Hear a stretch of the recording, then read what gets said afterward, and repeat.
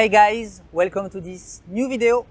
Today it's a very important video and I have been on the channel to talk about manufacturing trends as well as an update in 2021 and beyond.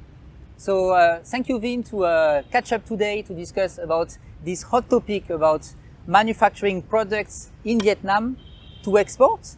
So can you basically give us a little bit some context and why Vietnam is kind of under the spotlight of people who want to manufacturing goods for the last 5 to 10 years?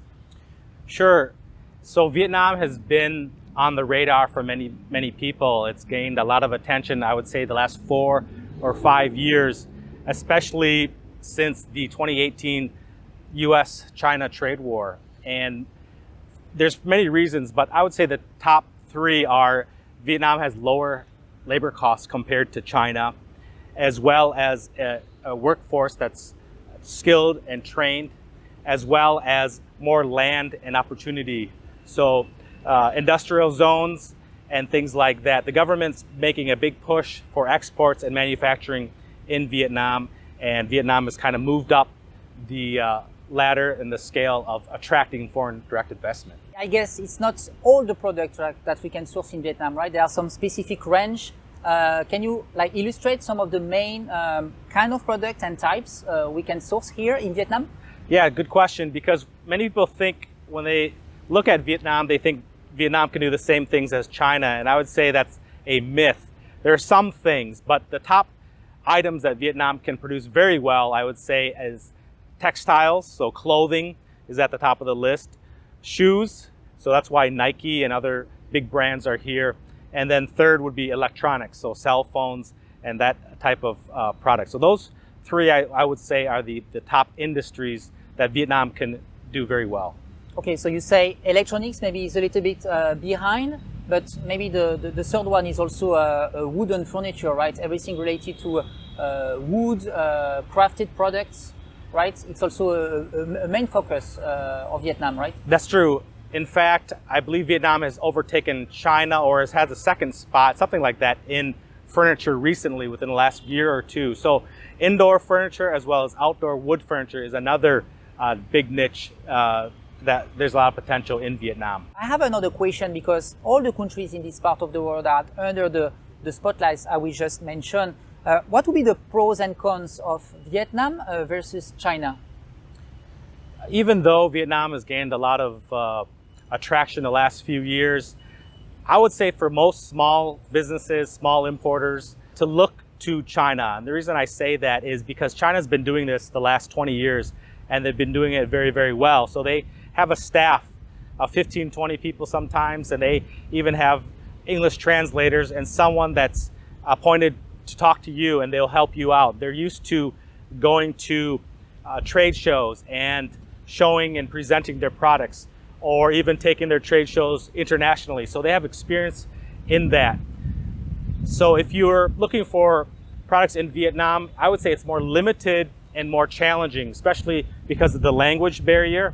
And then number 2, Vietnam doesn't have the sophistication, the service to serve all types of customers.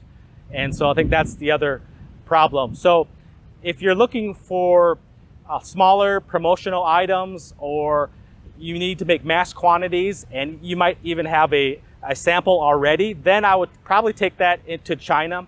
Maybe seek out a sourcing agent there, and they can help you get you up and running much quicker. In Vietnam, it's more challenging.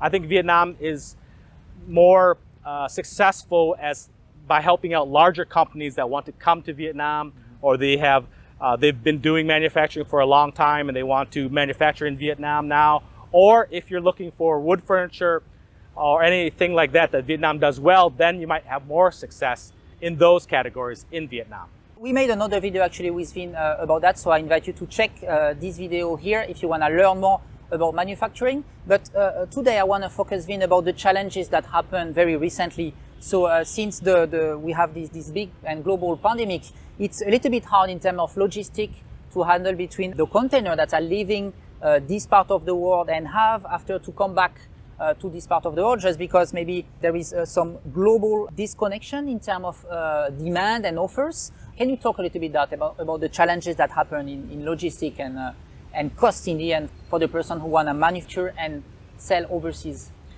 I don't need to tell you that there's a global supply chain crisis, and it's happening all over the world, but especially in China and Vietnam now. And basically, the whole idea is that since COVID, about a year and a half ago, that was the initial start. So manufacturing companies started to shut down, and then that caused a delay. And then as more and more people in America and Europe and other places, they stayed home and they weren't spending their money on restaurants and going out or entertainment. So then they would start to go online and buy products. So after another 6 months, there's this delay and then a demand. And so when there's a big demand, that increased in Asia to produce, but there's already a lag. And then when the demand caught up, many of the boats, the shipping containers came to the American West Coast outside of California, and they were being delayed because the shipping trucks and the port people, they didn't have the staff in place. They weren't vaccinated, and many people were unemployed, and so there's a shortage in workers to move the containers from the boat to the port, and then from the port to the warehouses in the U.S. So all of that has added to the big crisis that we're seeing today. And then recently, the Delta variant happened within 6 months in Vietnam. So Saigon closed for the last 3 or 4 months, and so that is a big problem.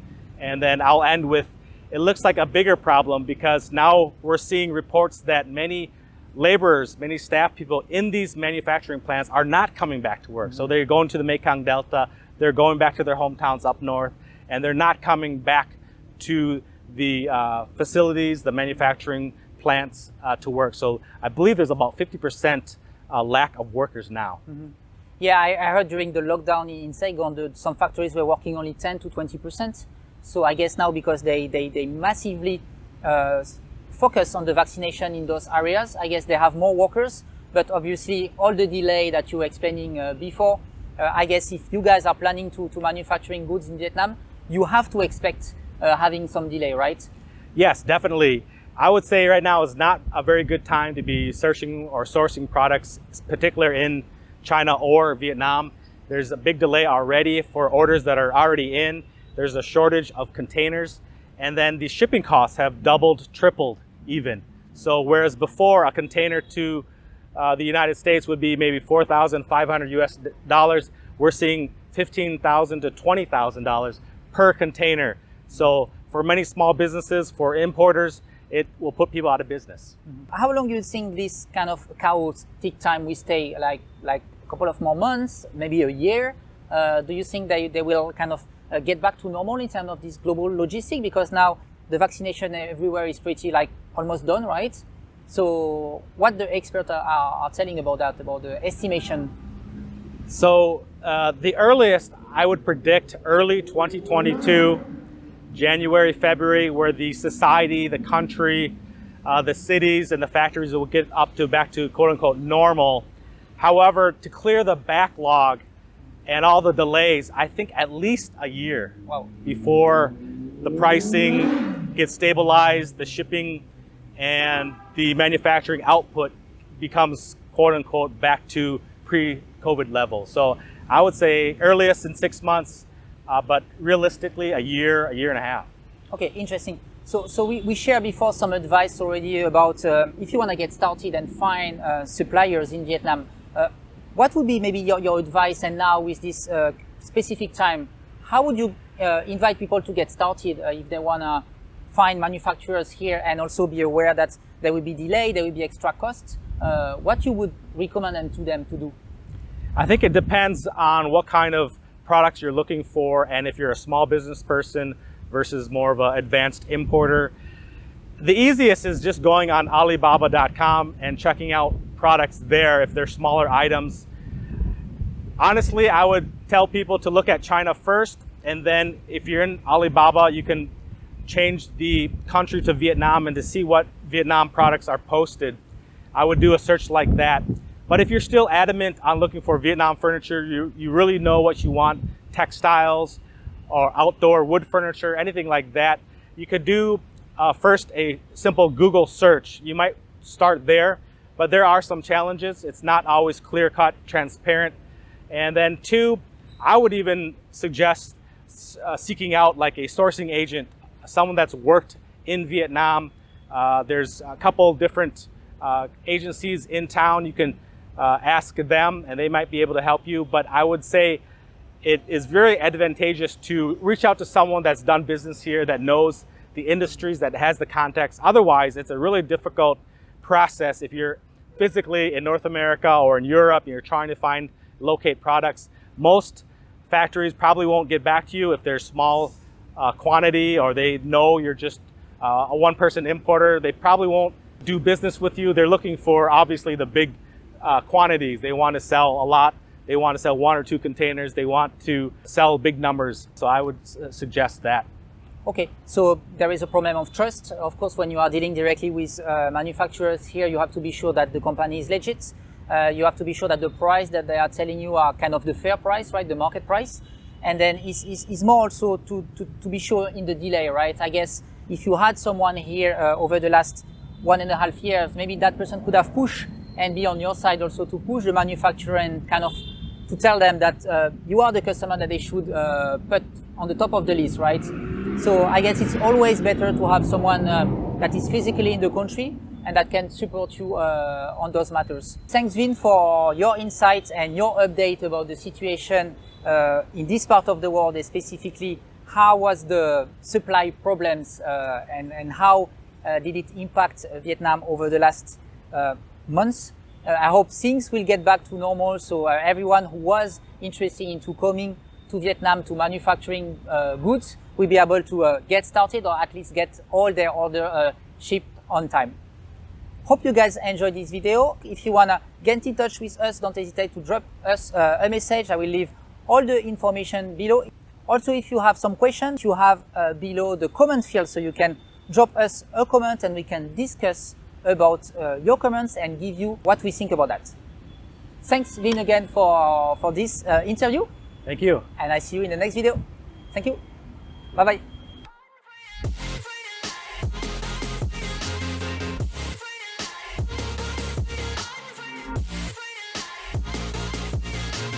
Been down and I'ma get it right. Get on sight like